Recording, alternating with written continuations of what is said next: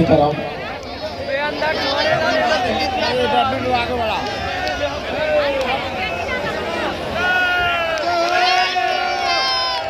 सीताराम।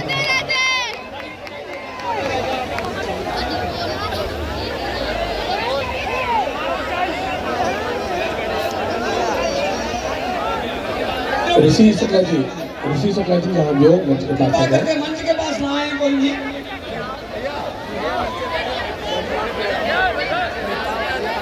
ये हम कवियों का सौभाग्य है। बैठ जा। हमारे सरकार आप लोग मोबाइल वाले बैठो बैठो तो बढ़िया दिखा रहे हो, सब बढ़िया बढ़िया नहीं आएगा। देख रखो मैं देख लो ना तो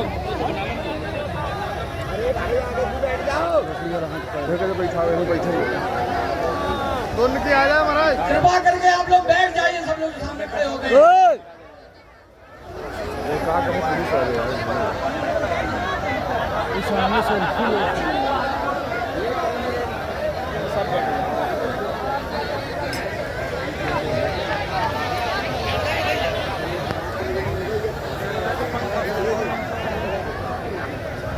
बैठ जाओ भाई। सरकार केवल एक निवेदन है आपसे, ये जो वाणी पुत्र यहाँ आए हैं बस एक एक स्मृति चंद्र को देन का आशीर्वाद में मैंने काव्य पाठ शुरू करा दिया था, लेकिन ये सब जो आए हैं आपका आशीर्वाद आपके चरणों में आपको भी बना लो दोनों अबे यार बैल बना है तो सब बैठ गए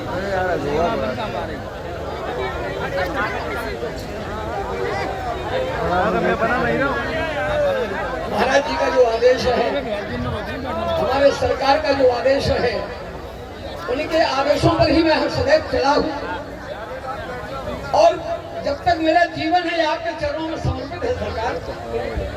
मैं प्रणाम करता हूँ परम पूज्य अनिरुद्धाचार्य जी के चरणों में। हम कवियों को आपका आशीर्वचन चाहिए, आपके दो शब्द यार सरकार से प्रार्थना करेंगे। पहले आपके चरणों में प्रणाम करता हूँ यार, कवियों के लिए दो शब्द कहने के लिए। बैठ तो जाओ। हाँ मालक। अरे बैठ जाओ भैया यार।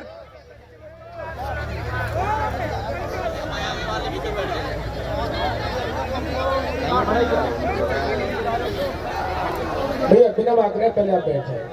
जो हमारे पत्रकार बंधु हैं, जो हमारे सोशल मीडिया की टीम है, उनसे बिना मांग रहे हैं आप अपने स्थान पर विराजमान हो जाएं। इससे कि जो पीछे जो भक्त बैठे हैं तो काफी समय से इंतजार कर रहे हैं बुद्ध भगवान के दर्शन के लिए, उनको अच्छे से दर्शन हो पाए। प्लीज बैठ जाए भैया, प्लीज बैठ जाए। कुछ सेवादार आ जाए, थोड़ा व्यवस्था बना दें, पुलिस प्रशासन आ जाए। सभी हमारे जो भाई हैं, भाई बंधु हैं, पत्रकार बंधु दो बैठाल में हमारे बीच में आप देख रहे हैं कि संत भगवान पधार चुके हैं और ऐसा लग रहा है कि आज नौगांव की पावन धरा में संत भगवान पूरे भारतवर्ष से पधारे हैं और हमारे बीच में पूज्य महाराज जी सत्यनारायण महाराज जी भी हैं, अयोध्या से पधारे महाराज जी भी हैं और वृंदावन धाम से जिन्हें आप सभी जानते ही हैं पूज्य महाराज श्री भी विराजमान है। पहले हम आप सभी आशीर्वचन स्मरण करेंगे सत्यनारायण महाराज जी के, इसके बाद आगे की ओर चलेंगे। जी सरकार की जय। परम पूज्य बागेश्वर धाम सरकार के श्री चरणों में प्रणाम। श्री अनिरुद्धाचार्य महंत जी के श्री चरणों में प्रणाम। श्री हमारे हनुमानगढ़ी के महंत राजू दास जी महाराज के श्री चरणों में प्रणाम और मंच पर विराजमान सभी संतों के श्री चरणों में प्रणाम।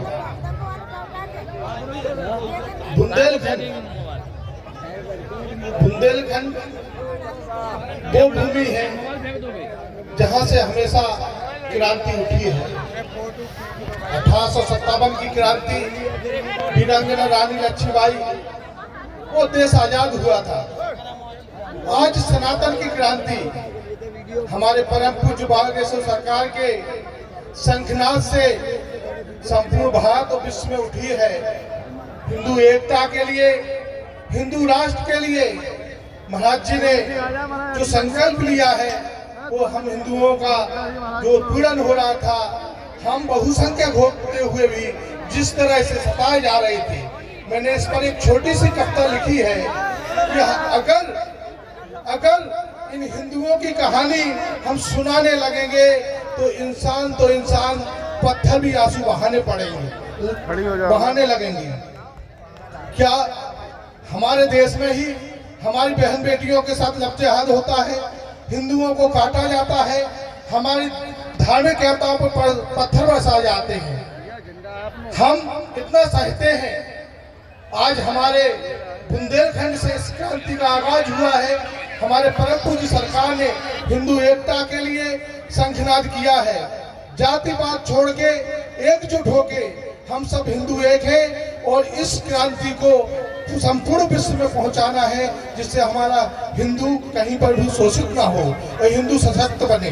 हम सब ये संकल्प लें और महाराज जी के श्री चरणों में प्रणाम करें कि ऐसे बुंदेलखंड में महान संत और महापुरुष जो बुंदेलखंड की धरा से पुनः शंखनाद कर रहे आजादी का, जिस तरह वीरांगना रानी लक्ष्मीबाई ने किया था, और हम सबको साथ देना है तन मन धन से, आपसी स्वार्थ से ऊपर उठकर इस शंखनाद में साथ चलना है। इसी के साथ मैं परम पूज्य बागेश्वर सरकार के श्री चरणों में प्रणाम करता हूँ। जय श्री राम, जय श्री राम, जय श्री राम। बहुत बहुत धन्यवाद पूज्य महाराज के आशीर्वाद वचन हम आप सभी ने श्रवण करें।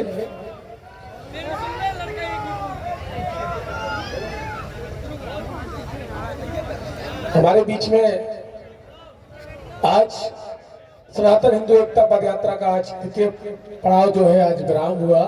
नौगांव की पावन धरा में हम आप सभी शांति कॉलेज में विराजमान है और पूरे भारत से हर जगह से संत भगवान गुरुदेव भगवान के साथ आ रहे हैं सनातन हिंदू एकता पद यात्रा में।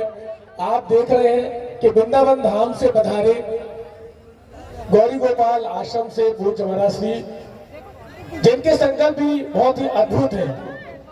आपने देखे भी होंगे टीवी के माध्यम से कि पूज्य महाराज श्री गौरी गोपाल आश्रम में वृद्धा माता पिता के का आश्रम है जो सेवा करते हैं। वहां पे जिनके बेटा या बेटी अपने माता पिता को घर से निकाल देते हैं, छोड़ देते हैं, ऐसे वृद्ध माता पिता की आप सेवा करते हैं। अन्नपूर्णा भंडारा प्रतिदिन वहां पर गौरी गोपाल आश्रम में चलता है। तो हमारे मध्य में विराजमान है पूज्य महाराज श्री गौरी गोपाल आश्रम के पूज्य श्री अनुरुद्राचार्य जी महाराज जी हमारे मध्य में विराजमान है। उनके कर्तव्य ध्वनि से हम उनको प्रणाम करते हैं, तालियों से हम उनका स्वागत करेंगे और पूज्य महाराज जी का आशीर्वाद वचन हम सभी श्रवण करेंगे और उसके बाद फिर गुरुदेव भगवान के आशीर्वाद वचन श्रवण करेंगे। पूज्य महाराज जी के चरणों में मेरा आग्रह है कि आप हम सभी को आशीर्वाद वचन प्रदान करें। बैठ जाओ भाई। जय श्री राम। ये बैठ जाओ। अरे यार उधर उतार लो भाई। बोलिए भक्तवत्सल भगवान की, पूज्य बागेश्वर धाम की, बालाजी सरकार की, श्री गौरी गोपाल भगवान की, श्री वृंदावन बिहारी लाल की, पूज्य महाराज जी की। भगवान की कृपा से संतों के चरणों में दास नृत्य का कोटि कोटि नमन। आचार्य जनों के बैठ जा भाई।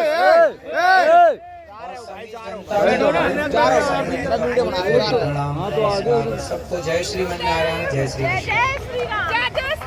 सभी उपस्थित कवियों को प्रणाम, आपकी वाणी को प्रणाम, सरस्वती माँ जो आपके भीतर विराजी हैं उनको प्रणाम, भगवान राम को प्रणाम। आप सभी की उपस्थिति, आज जो ये यात्रा आप देख रहे हैं, यह यात्रा इस आज़ाद हिंदुस्तान के बाद, आज़ाद भारत के बाद ये पहली इस तरह की यात्रा है।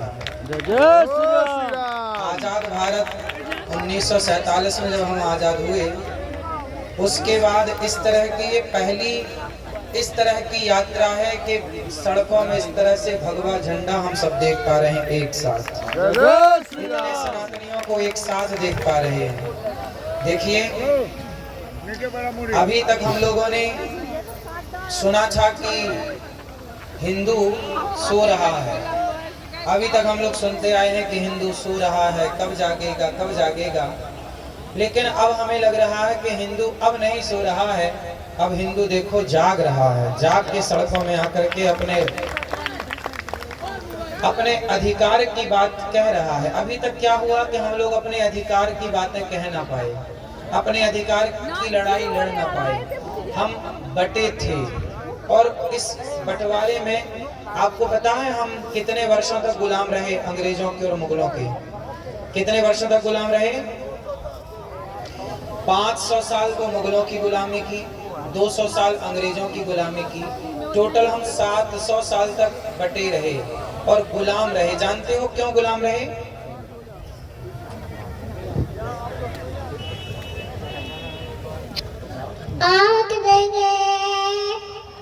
ए भैया हटके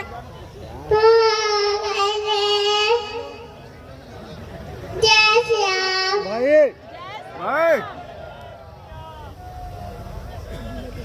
बालाजी के लिए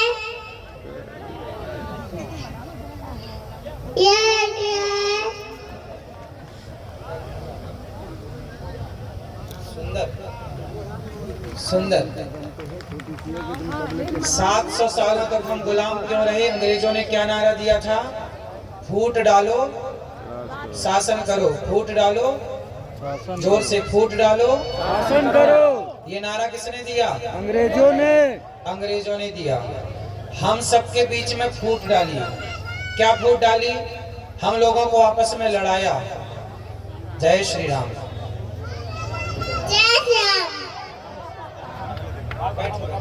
बच्चे को बैठा।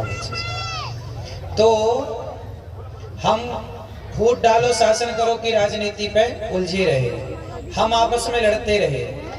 हमने आपको पहले भी बताया है, पूज्य महाराज जी के द्वारा जो कन्याओं का विवाह हर वर्ष होता है, उस कन्याओं के विवाह में जब हम 2 वर्ष पहले पिछले वर्ष जब आए थे, तो महाराज जी के सामने ही महाराज जी के साथ ही ये दास अनिरुद्ध ने कहा था, आपको याद होगा, हम कितने भाई हैं?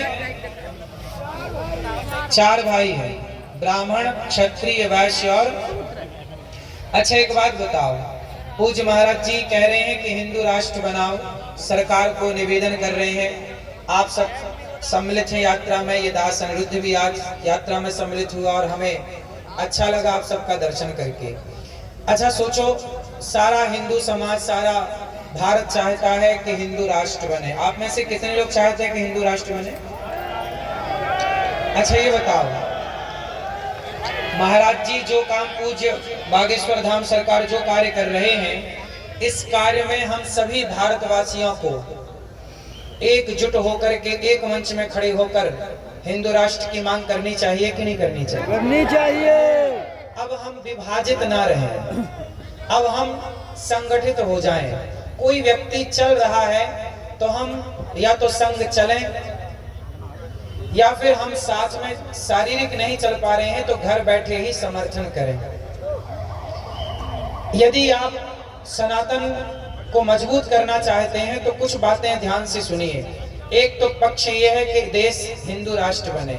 थोड़ी देर के लिए इमेजिन करो, सोचो, यदि ये भारत हिंदू राष्ट्र नहीं बना, थोड़ी देर के लिए सोचो, यदि ये भारत हिंदू राष्ट्र नहीं बना, और थोड़ी देर के लिए सोच लो कि आज दक्षिण भारत में आप जाओ तो इसी भारत में हमारे हिंदू अल्पसंख्यक हो गए कि नहीं?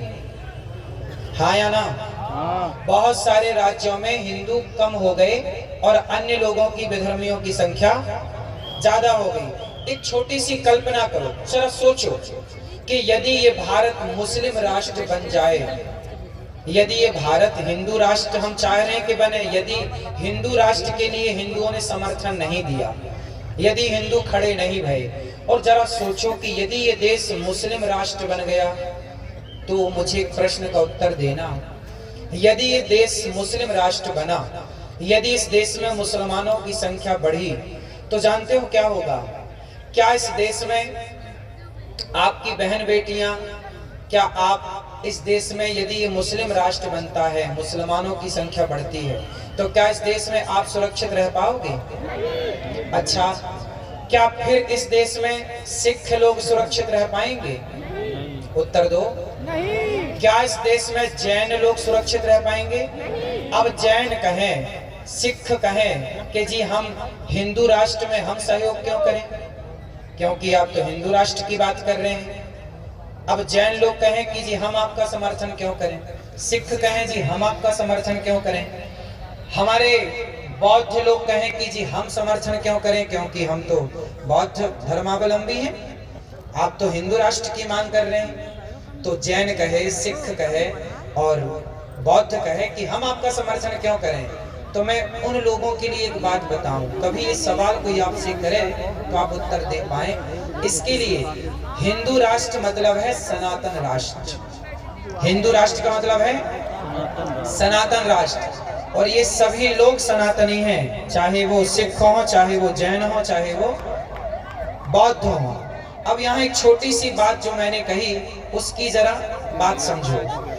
यदि जैन कहते हैं कि हम आपका समर्थन क्यों करें, क्योंकि आप तो सनातन राष्ट्र बनाना चाहते हैं, हिंदू राष्ट्र बनाना चाहते हैं, तो उन जैन भाइयों से पूछना, उन सिख भाइयों से पूछना, उन बौद्ध भाइयों से पूछना कि यदि ये भारत मुसलमानों के कब्जे में आया और ये मुस्लिम राष्ट्र रहा, तो बताओ क्या ये मुसलमान फिर सिखों को रहने देंगे?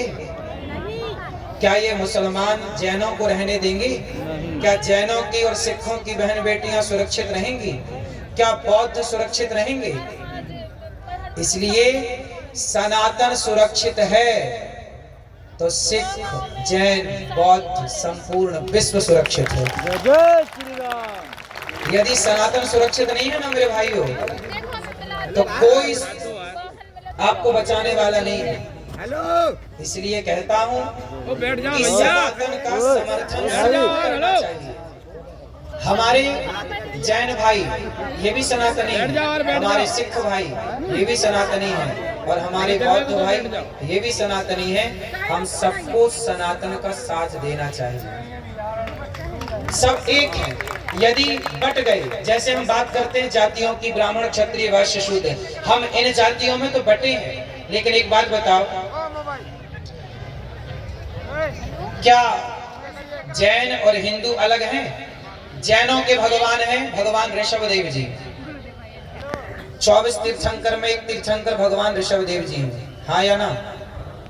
अब ये बताओ कि जैन ऋषभदेव जी को मानते हैं और हम लोग 24 अवतारों में एक अवतार हम लोग भगवान ऋषभदेव जी को मानते हैं। हमारे 24 अवतारों में भी एक अवतार कौन है? भगवान ऋषभदेव जी। तो जैन और हिंदू, जैन और हम सनातनी, हम दोनों की विचारधारा एक है कि नहीं? माना कि मत अलग अलग हो सकते हैं, विचारधाराएं अलग अलग हो सकती हैं, पर हम हैं तो एक ना। इसलिए मैं जब बात करूं सनातन की, मैं जब बात करूं सनातन धर्म की, मैं जब बात करूं हिंदू राष्ट्र की और सनातन राष्ट्र की, यदि कोई आपको कहे कि जी हिंदू राष्ट्र बन रहा है, हम क्यों नहीं, ये सनातन राष्ट्र है। हिंदू राष्ट्र मतलब सनातन राष्ट्र, और सनातन राष्ट्र बनेगा, हम सुरक्षित रहेंगे। सनातन कहते हैं ना कि नींव यदि बचेगी, नींव मजबूत है तो इमारत टिकी रहेगी, कितना भी तूफान और कितना भी भूकंप आए। नींव कमजोर है, इमारत कितनी सुंदर है तो ढह जाएगी, गिर जाएगी। तो इस दुनिया की नींव सनातन ही है। सनातन सुरक्षित है तो सब सुरक्षित है। यदि सनातन हिला तो सब हिल जाएंगे, फिर कौन बचेगा? सवाल पूछिएगा आप कि क्या मुसलमान बाहुल्य यदि ये राष्ट्र हुआ तो क्या रहने देंगे वो किसी को? एक छोटा सा मैं एग्जांपल देता हूं आपको। पृथ्वीराज चौहान का नाम तो सुना होगा। पृथ्वीराज चौहान इतने बढ़िया राजा थे, इतने अच्छे योद्धा थे कि उन्होंने मोहम्मद गौरी को कई बार पराजित किया। इतिहास पढ़ा होगा आप लोगों ने। लेकिन क्या हुआ, जब पृथ्वीराज चौहान का विवाह हुआ संयोक्ता के साथ, तो संयोक्ता के पिता थे, जानते हो संयोक्ता के पिता का नाम क्या था? जयचंद। जयचंद को ना गुस्सा आई कि मेरी बेटी से इसने विवाह क्यों कर लिया। देखिए आपस का द्वेष, आपस की नफरत, यदि हम आपस में लड़ बैठेंगे तो देश को कौन संभालेगा? कोई भी बाहर वाला अपने घर से हमें निकालेगा। दीवानों जरा होश करो मेरे देश प्रेमियों, आपस में प्रेम करो देश प्रेमियों। देखो जरा, पृथ्वीराज चौहान इतने अच्छे राजा थे। मोहम्मद गौरी भारत का दुश्मन था, उसको पराजित भी किया, लेकिन जयचंद ने जाकर के मोहम्मद गौरी से हाथ मिला लिया और मोहम्मद गौरी से बोला कि एक काम करो, हमारी सेना और तुम्हारी सेना मिल करके अपन पृथ्वीराज को हराते हैं। लेकिन शर्त रखा जयचंद ने कि एक काम करना कि आप दिल्ली के, आप सारा खजाना तो आप ले जाना, सोना पृथ्वीराज का तुम लूट लेना, लेकिन दिल्ली की जो गद्दी है वो मुझे दे देना। तो मोहम्मद गौरी बोला ठीक है, क्या दिक्कत है। अब मोहम्मद गौरी की सेना हो गई ज्यादा, उसका बल हो गया ज्यादा, क्योंकि जयचंद ने साथ दे दिया। अब जब साथ दिया, समर्थन दिया, तो पृथ्वीराज को उन्होंने, जब वो शयन कर रहे थे, अधर्म से पकड़ लिया और ले गए और आंखें फोड़ दी, आप सब जानते हो। फिर क्या हुआ, जयचंद ने बोला मोहम्मद गौरी से चलो अब दिल्ली की सत्ता दो, सोना तुम ले जाओ, सत्ता हमें दे जाओ। तब जयचंद को मोहम्मद गौरी ने चौराहे पर खड़ा करके मारा। उस जयचंद को कहा मोहम्मद गौरी ने कि मूर्ख, जब तू अपने देश के लोगों का सगा ना हो सका, जब तू अपने सगे दामाद का सगा ना हो सका, तो तू मोहम्मद गौरी का सगा होगा। जयचंद को मार दिया, तू गद्दार है।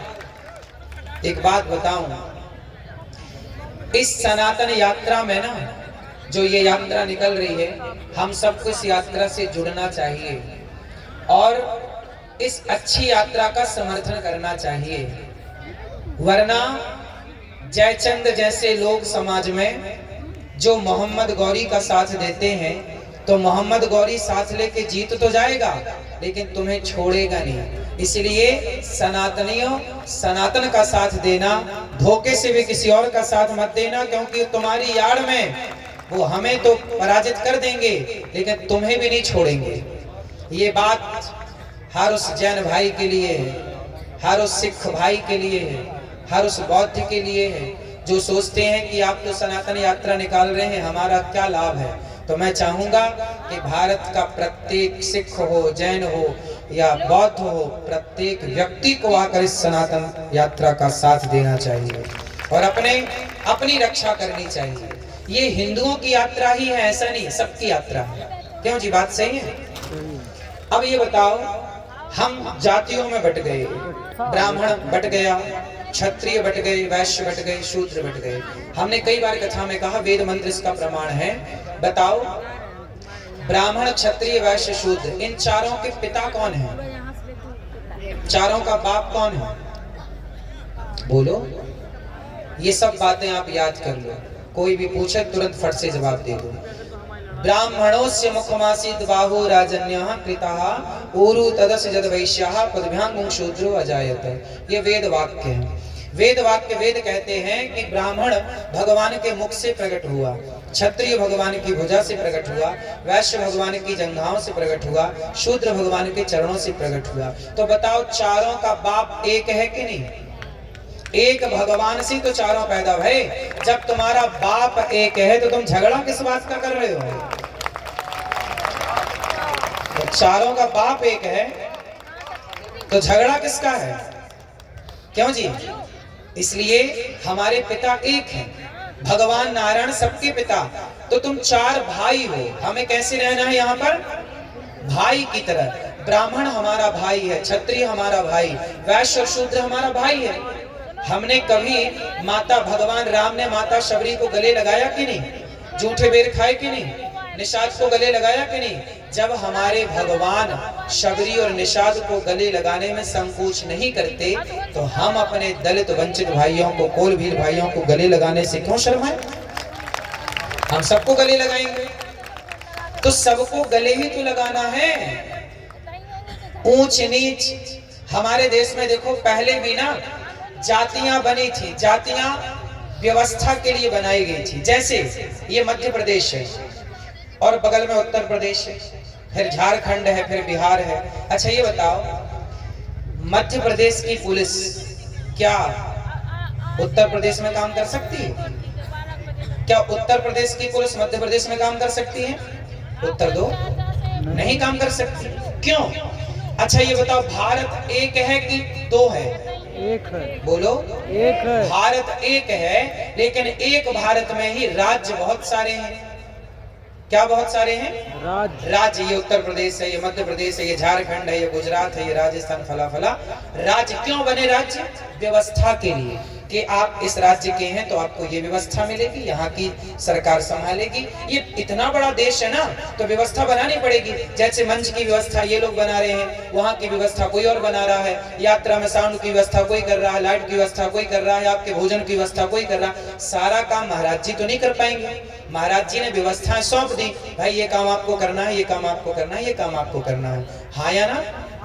आप भी जब बेटी का ब्याह करते हो तो काम सौंपते हो ना। उसी तरह हमारा इतना बड़ा देश था, हमारा इतना बड़ा सनातन धर्म था, तो हमारे ऋषि मुनियों ने व्यवस्था बनाई 4 भागों में। ब्राह्मण किसी का नाम नहीं है, ब्राह्मण कोई जाति नहीं है, ब्राह्मण एक व्यवस्था है। ब्राह्मण की व्यवस्था क्या थी? वेद पढ़ना, वेद पढ़ाना, यज्ञ करना, यज्ञ कराना, दान लेना, दान देना। पहले के जमाने में बताओ, राम जी पढ़ने कहाँ गए? वशिष्ठ जी के यहाँ। कृष्ण पढ़ने कहाँ गए? सांदीपनि जी के यहाँ, गुरुकुल में। पहले ब्राह्मण ही पढ़ाता था और पढ़ाने का कोई शुल्क नहीं होता था। जब से विद्या पैसे से पढ़ाई जाने लगी, जब से शिक्षा बिकाऊ हुई, तब से यहाँ नौकर पैदा होने लगे देश में। वरना पहले चंद्रगुप्त सम्राट पैदा करते थे, चाणक्य। चाणक्य ने पढ़ाया चंद्रगुप्त को, क्या बनाया? बोलो, चंद्रगुप्त को नौकर बनाया कि सम्राट? हाँ, जब पहले चाणक्य ने क्या चंद्रगुप्त को पढ़ाने की कोई फीस ली? बोलो, नहीं ली ना, कोई फीस नहीं ली। तो चंद्रगुप्त को पढ़ाकर चाणक्य ने सम्राट बनाया। पहले वशिष्ठ जी ने पढ़ाए राम को, तो सम्राट बना के बिठा दिया। कृष्ण जी को पढ़ाए पंडित जी ब्राह्मण सांदीपनि ने, सम्राट बना के बिठा दिया। पहले की शिक्षा बिकाऊ नहीं थी, पहले ब्राह्मण पढ़ता था और शिष्य को निस्वार्थ भाव से पढ़ाता था। सुनो, गुरु द्रोणाचार्य का नाम तो सुना होगा। ये बताओ, गुरु द्रोणाचार्य के बेटे का नाम क्या था? अश्वत्थामा। खुद का बेटा था ना, लेकिन अर्जुन, अब बताना, समझना, अर्जुन ज्यादा बड़े धनुर्धर थे कि अश्वत्थामा बड़ा धनुर्धर था? जोर से। क्यों? यदि अर्जुन को पढ़ा सकते हैं गुरु द्रोणाचार्य, तो खुद के बेटे को भी तो पढ़ा सकते थे ना। अर्जुन को इतना बड़ा योद्धा बना सकते थे, तो खुद के बेटे को भी तो बना सकते थे ना। क्यों नहीं बनाए? बताओ। क्योंकि जो ब्राह्मण था ना, ब्राह्मण जो होता है वो पढ़ाता है, तो वो ये देख कर पढ़ाता है कि ये विद्या का प्रयोग कहाँ करेगा, ये पढ़ने योग्य है या नहीं, ये विद्या का सदुपयोग करेगा कि दुरुपयोग करेगा। उनको समझ आ गया कि मेरा बेटा मेरी विद्या का मिसयूज कर सकता है, इसलिए कुछ विद्याएं उन्होंने अपने पुत्र को ना दे करके अर्जुन को योग्य मान करके अर्जुन को पढ़ाया। ये पहले का ब्राह्मण था। ब्राह्मण निस्वार्थ पढ़ाएगा, ब्राह्मण का काम था पढ़ाना और कोई फीस नहीं लेना, ये काम था ब्राह्मण का। इसलिए गौरी गोपाल गुरुकुल में 150 बच्चे पढ़ रहे हैं, कोई फीस नहीं लगती उन बच्चों की। ये दास अनिरुद्ध उनकी सेवा करता है पढ़ाने लिखाने की। आज भी वो गुरुकुल परंपरा जिंदा है। तो ब्राह्मण का काम पढ़ाना था, ब्राह्मण एक व्यवस्था थी। क्षत्रिय क्या था? तलवार उठाओ चलो और राज्य की सीमा की रक्षा करो, देश की रक्षा करो। क्षत्रिय व्यवस्था थी जो तलवार उठाए।